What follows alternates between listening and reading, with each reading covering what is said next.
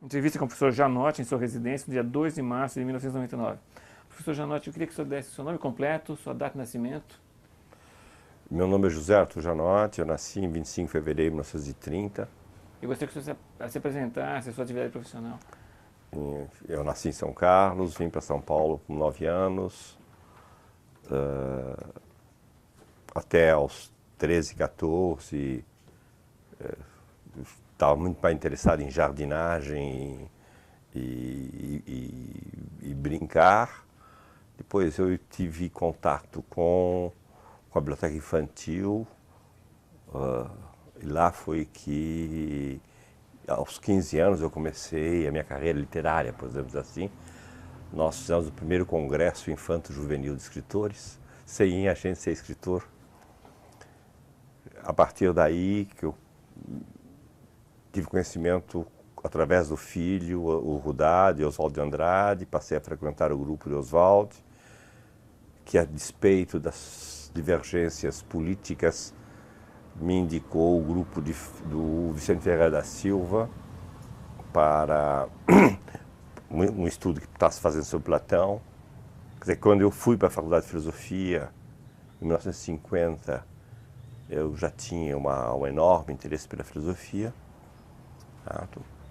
Foi lá que eu conheci a tradição francesa, de certo modo rompendo então com a tradição mais existencialista do Vicente. Foi lá que nós começamos um projeto vamos dizer assim, da terceira geração da Faculdade de Filosofia, a primeira geração sendo Cruz Costa, não é isso? Aqueles que foram alunos imediatos dos franceses. Em seguida, a geração Between, como dizia Florestan, ele, Antônio Cândido, não é? E a nossa geração, que é a geração Paulo Singer, Ottaviani, Fernando Henrique, Ruth e todos nós. Nosso projeto era um projeto antes de tudo, de maior tecnicidade nas ciências sociais, na filosofia, que foi truncado, de certo modo, em 1969 por uma parte desse expurgo. Alguns ficaram como Fernando Novaes, outros foram obrigados a se organizar através do SEBRAP. De sorte que eu sou um professor de filosofia que, de certo modo, deu pouca aula, embora tenha tido muito aluno. É isso. Acho que é só. Depois disso, começa a maturidade e o declínio, isto é, cada vez mais xeretar em política, cada vez mais se voltar sobre si mesmo e começar a escrever livros cada vez mais incompreensíveis. Professor, como é que foi seu contato com o Flusser? Foi através da obra? Foi um contato social através do Vicente Ferreira? Eu não posso determinar precisamente, eu acho que foi basicamente pelos dois. Certo, o Flusser tinha chegado, a personalidade dele sempre foi fascinante, e isso era... Embora dentro da nossa maneira de ser, o Flusser sempre foi uma espécie de desafio, porque a gente não sabia bem até que ponto ele estava reatando com a tradição ensaísta e com a tradição, vamos dizer assim, mais imaginativa da filosofia, quanto nós éramos defensores radicais do pensamento racional.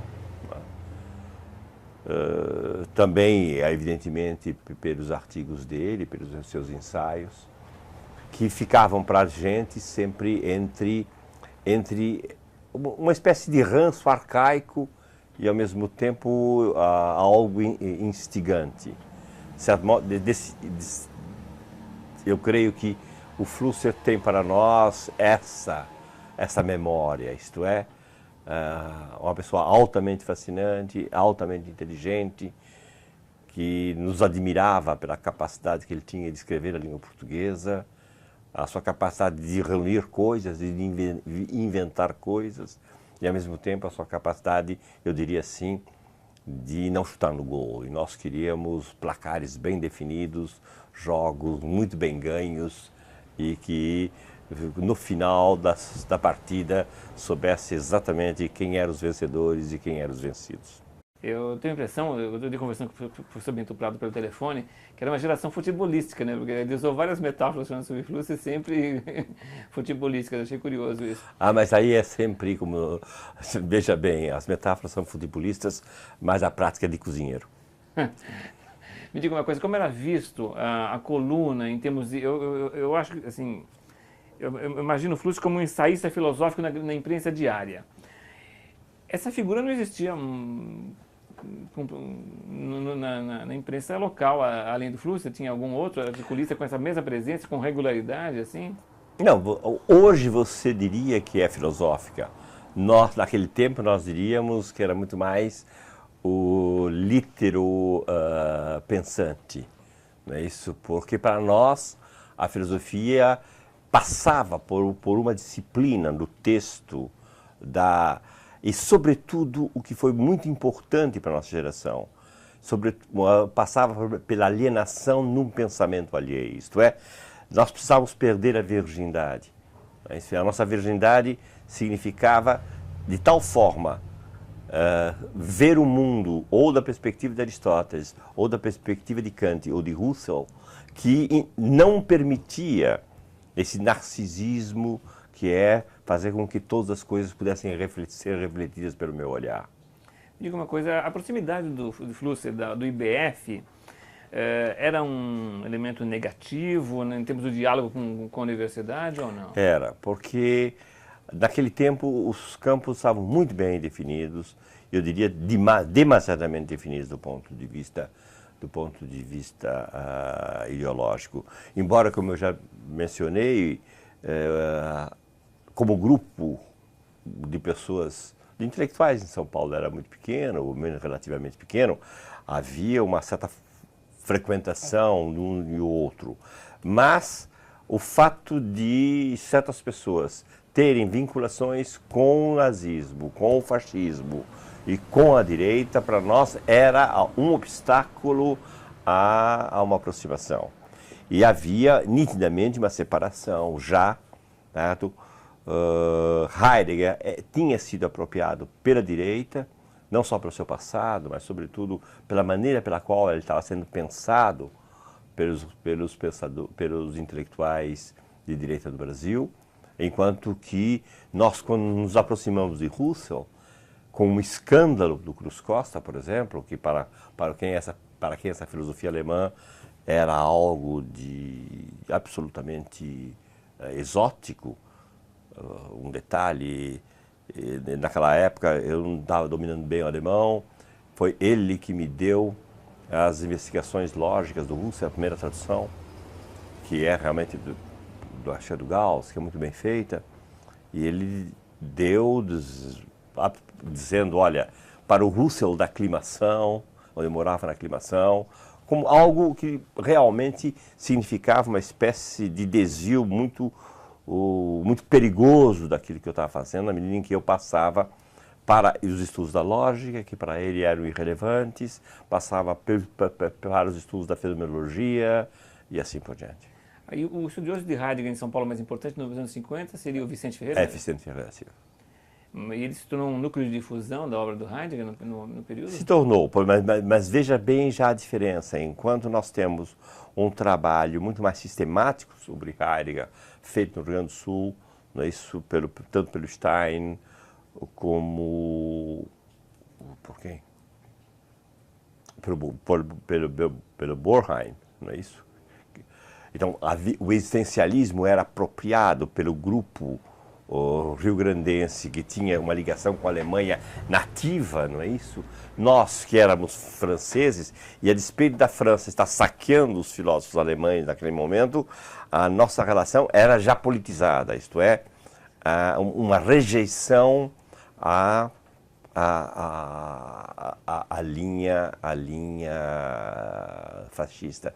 Mas é preciso não esquecer também que, a partir do golpe de 64, as coisas se politizam profundamente, isto é, foram pessoas ligadas ao IBA, ao Instituto Brasileiro de Filosofia, afinal de contas, que apoiaram o regime militar, que apoiaram os atos institucionais e assim por diante. Portanto, a politização foi algo muito importante e diferenciadora. E, de certo modo, o Flusser, navegando entre todas as correntes, né, dava-lhe tirava-lhe o perfil, no momento que, para nós, o perfil político era, antes de tudo, mais importante. Né? Se tratava da defesa ou não da democracia no país. E esse quadro também acho que reduziu a dinâmica de contato entre os grupos, diferentes grupos. Né? Nitidamente. Não só reduziu a dinâmica, mas houve, a meu ver, uma quebra no próprio diálogo interno nosso. Outro dia eu estava observando algo muito interessante. Eu fui reler o livro, que é admirável, sobre Fichte, porque o que é que nós fizemos? Nós rompemos com os franceses, fomos aprender alemão, fomos pensar a dialética, já que a esquerda pensava o marxismo, nós pensávamos a dialética, né? E já houve um debate que começou muito bonito, quando o Rubens Rodrigues Torres Filho, que é o primeiro orientando, escreve uma tese sobre Fichte. De certo modo, ele estava pondo em xeque a dialética hegeliana. Mas como isso vinha muito pela margem, muito nas entrelinhas, não é isso? O Rubens é, sobretudo, um escritor fino. Esse diálogo se perdeu. E se perdeu por quê? Porque o departamento foi destruído não, mas foi invadido pela ditadura a partir de 68. Nós fomos para o SEBRAP e eu fiz muito mais ciências sociais a partir desse momento que provavelmente metafísica. O senhor foi cassado na época, né? Fomos todos nós aposentados compulsoriamente. E isso, o senhor era diretor do departamento naquele momento? Eu tinha sido diretor do departamento, depois, já por divergências, eu já fui desde logo contra a paritária, certo? Achando que isso rompia o princípio básico da universidade, que era o princípio de que o cidadão universitário é o doutor, é aquele que tem a sua formação e que mostra publicamente. E aí o Bento assumiu o departamento e nós dois somos aposentados logo depois. Existe uma imagem associada à questão da universidade, que até no depoimento do professor Reale isso aparece, em que o departamento de filosofia é visto como um domínio das alas esquerdas, um domínio do marxismo, como se fosse algo uníssono. Isso me parece contradizer o que o senhor diz com essa imagem. Né? Sim, da mesma forma que nós tínhamos uma visão extremamente chapada do que era o Instituto Brasileiro de Filosofia, eles tinham uma visão extremamente chapada do que nós éramos, tá certo? Eu acho que, como eu estou insistindo, a luta ideológica era de tal forma forte, certo? Que, a despeito do professor Reale, por quem eu tenho enorme respeito, ter sido reitor da universidade e um excelente reitor, é preciso não esquecer que uma vez ele disse ao Porchat, de todos os fascistas eu sou o mais liberal. Isto é, havia uma clivagem que nos marcava. E eu não sou contra essa clivagem no nível político. Naquele momento nós estávamos organizando o quê? A reação contra a ditadura no país, que cada vez está se tornando mais assassina. E nesse contexto a figura do Flusser me parecia inconveniente, né? Porque ele circulava, ele não tinha uma posição ideológica clara, tinha essa proximidade com o IBF, claro. E parecia completamente deslocado nesse quadro. Né? Eu diria deslocado, fascinante, mas veja bem, para nós, de pouco interesse. Ele criou uma armadilha para esse pop, me parece não tendo uma posição clara nesse contexto. Ele não percebeu, tenho a impressão, que que o golpe no Brasil era muito mais profundo, certo, do que aparecia à primeira vista. E que, portanto, estava abalando, enfim, sacrificando uma geração, sacrificando as instituições democráticas e que, nesse conflito, se nós quisermos contra a guerrilha, o fato do conflito ser extremamente violento, era difícil não tomar partido. Agora, mudando um pouco, eu queria falar um pouco sobre a sua tradução do Tratatus. Foi a primeira tradução do Wittgenstein em português? Foi a primeira tradução em português e, se eu não me engano, foi a segunda tradução no mundo. Certo? Porque ela era anterior à tradução francesa, anterior à tradução espanhola, tá certo? E por isso, obviamente, ela sofre de enormes defeitos. Mas tanto assim que a segunda tradução que foi feita em português agora por por Luiz Henrique Santos, que foi meu aluno e que no início nós íamos trabalhar conjuntamente, ela, a meu ver, ela adquire, enfim, um refinamento que naquele momento nós não tínhamos. Nós não tínhamos aquele refinamento porque nós não conhecíamos o Wittgenstein que nós conhecemos hoje. Nós não conhecíamos todo o panorama em que Wittgenstein estava inserido. Eu, em particular, tinha um viés fenomenológico que muitas vezes levou a traduções incorretas.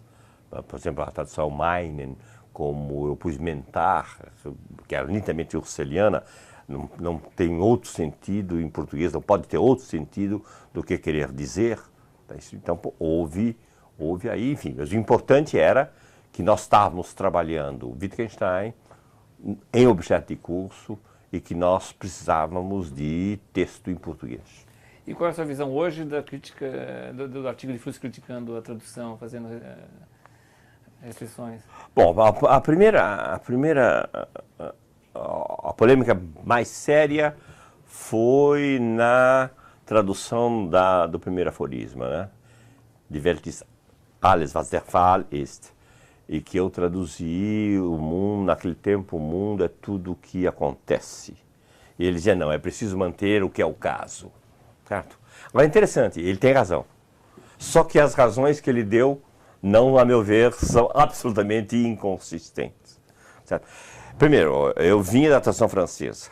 Certo? E não é à toa que, não sei quantos anos depois, quando o Granger traduz o Tratatus, ele diz Le monde, c'est tout qui arrive, ainda. Está claro? Porque é preciso... E mais ainda, nós estávamos interessados em criar uma língua filosófica brasileira, porque é preciso lembrar que Portugal nunca teve filosofia. Quando teve filosofia, na época dos Coimbrãos, do século XVI, XVII, a língua era latina. Portanto, nunca houve filosofia em português. Nós tínhamos que criar uma língua, não é isso? E por isso nós fizemos um trabalho sistemático de traduções. Ora, o mundo é tudo que é o caso, é extremamente violento numa língua portuguesa corrente que devia ser a língua do Wittgenstein, não é isso? Qual foi a objeção de Flusser? Você está fluidificando, né? Isso, o que acontece sendo heraclitiano quando isso não é o caso do Wittgenstein. Ao meu ver, essa razão é absolutamente fora de propósito. O mundo é tudo que é o caso, é preciso manter a noção de caso, porque a relação é regra e caso, tá claro? Então, o mundo é tudo o que acontece segundo a regra. Acontece como caso da regra. Ora, isso escapava tanto a mim como ao Flusser naquele momento. E essa discussão através dos jornais, isso teve alguma repercussão ou ficou realmente muito reduzida a esse... Não, nós éramos totalmente...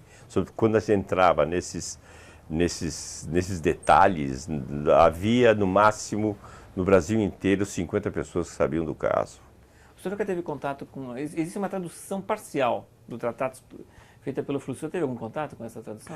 Ele depois que eu publiquei a minha, ele me mandou. Deve estar aí na minha gaveta, nos fundos da gaveta. Mas, aí, do meu ponto de vista, naquele momento, precisaria ver agora, do ponto de vista, era logicamente incorreta. Tá certo? Veja bem, nós fazíamos lógica matemática, tá certo? E vindo de tradução francesa. Tá? Então, ou era Quine, ou era Merleau-Ponty. e Husserl, e pouquíssimo Heidegger. Então a gente orientava a tradução nesse sentido, mas era necessário respeitar o aspecto lógico. Ora, você sabe muito bem que a lógica do Flusser sempre foi, antes de tudo, a lógica da imaginação e não a lógica do pensamento.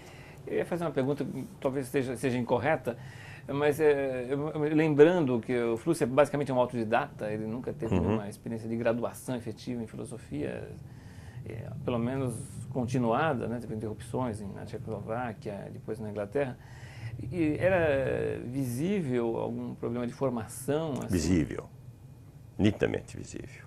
Veja bem, o que se choca, o que Flusser vem chocar com o nosso projeto é que nós éramos técnicos e interessados em formar, certo, uma carreira de filósofos, isto é, formar um departamento que pudesse fornecer ao ensino de filosofia pessoas bem formadas, tanto na universidade, porque a rede universitária está se expandindo enormemente. Não esqueça, naquela época nós tínhamos que uma universidade federal, ou pública em São Paulo, né, isso, hoje ao todo nós temos 3 universidades em São Paulo públicas e 36 universidades federais. Portanto, a rede se expandiu de uma maneira extraordinária. Era preciso formar gente para lecionar. Então, nós estávamos interessados muito nessa estrutura. E não é por isso, e é por isso, de certo modo, que a gente vai rejeitar a criatividade de um outro brasileiro, que é Oswald de Andrade, pelo qual eu sempre tive muito carinho e muito respeito. Mas no momento em que Oswald de Andrade pretende prestar um concurso de filosofia, né, que se abre um concurso de filosofia e que todo mundo se apresenta, é isso, desde pessoas que tinham acabado de se inscrever no curso, até um literato de grande qualidade como Oswald, mas que de filosofia entendia pouquíssimo, né? E Oswaldo não tinha as técnicas mínimas, por exemplo, do trabalho filosófico. Você pega a tese que ele apresenta para o concurso, que é um texto literário de 60, 80 páginas, belíssimo texto literário, mas que filosoficamente é uma mistura de Engels com Bachofen, não? Então é uma coisa muito engraçada. E se você vai, por exemplo, para a bibliografia, você tem Aristóteles, citado, obras, Kant, obras, enfim, técnicas que nós estávamos cuidando com muito carinho para que fossem instaladas. Então há uma rejeição muito grande a esse respeito. E Flusser vem, de certo modo, fazendo uma aliança, embora ele fosse pós-moderno, avant la lettre, não é isso? Nós estávamos o entendendo como arcaico. Em relação ao projeto do departamento, né? Em relação a um projeto da instalação de uma rede universitária no país. E não só o departamento, não esqueça, nós fomos um momento importante da formação da pós-graduação em filosofia, ou da pós-graduação em toda a universidade brasileira, que permitiu esse avanço extraordinário que foi o avanço da ciência no Brasil hoje. A pós em filosofia em São Paulo data de quando? Desse período, 60? É 70 já. A pós é algo... Porque, não esqueça, nós tínhamos um sistema feudal da universidade, que é o sistema de cátedra, não é isso? Em que nós precisávamos combater, e começa a ser combatido no departamento, pela instalação do departamento na Universidade de Brasília. Nós lutamos contra a cátedra, instalamos o departamento, a partir do departamento é que se instala a pós-graduação, e a partir da pós-graduação, quando ela se espalha, é que nós temos o enorme avanço da pesquisa no Brasil. Portanto, nós tínhamos, era todo um projeto nacional de consolidação da pesquisa científica no Brasil. Então, nesse caso, o ensaísmo, a inventividade, entendeu? Era muito mais próxima de Silvio Romero do que dos nossos novos parâmetros. Nesse contexto, como é que era vista a obra do Anatol Rosenfeld, que é sempre Muito mais próximo da nossa, certo? Porque o Anatol era um discípulo de Hartmann, uma pessoa com formação muito alemã, muito precisa. Então, a despeito do Anatol também ser um ensaísta, certo? Quando nós entrávamos em discussão, a discussão era muito mais dirigida. Certo? O senhor estava falando desse projeto educacional brasileiro e eu fiquei lembrando das condições atuais de ensino de filosofia, talvez ensino secundário, né, difusão de ensino, da presença até da disciplina. Mas a situação hoje é totalmente diversa, porque agora nós chegamos no momento em que o departamento se esgotou, que esse pensamento técnico também se esgotou, ele se transformou numa espécie de engessamento do pensar, não é isso? Eu mesmo estou aconselhando a meus últimos alunos que procurem mais o ensaísmo, que abandone a tese como forma literária, porque a grande tese francesa, a meu ver, se esgotou no Brasil, certo? Mas nós não podemos pensar essas propostas de educação ou de atuação literária a não ser historicamente. Eu estava falando, na verdade, um pouco mais da difusão para ensino secundário, né? A formação básica em filosofia desapareceu, talvez fruto do espírito da reforma universitária também, né? Não, o que houve aí, veja bem, havia filosofia no ensino secundário no Brasil, mas a filosofia que havia era, como não havia faculdade de filosofia que formava a gente, a filosofia era dada basicamente, certo, por padres, ex-padres e professores de direito, certo? Então a questão sempre foi transformar esses antigos professores, ou substituir esses antigos professores por gente de alguma formação filosófica. O que, evidentemente, se torna impossível hoje, já que a rede... Não esqueça que o ginásio era muito bom no Brasil quando ele pegava 40% da população escolar. Mas hoje, quando ele pega quase 100%, então ele virou uma porcaria. Certo? E agora, por exemplo, a despeito da opinião dos meus colegas, eu sou contra o ensino de filosofia no Brasil, no secundário, porque nós não temos material humano.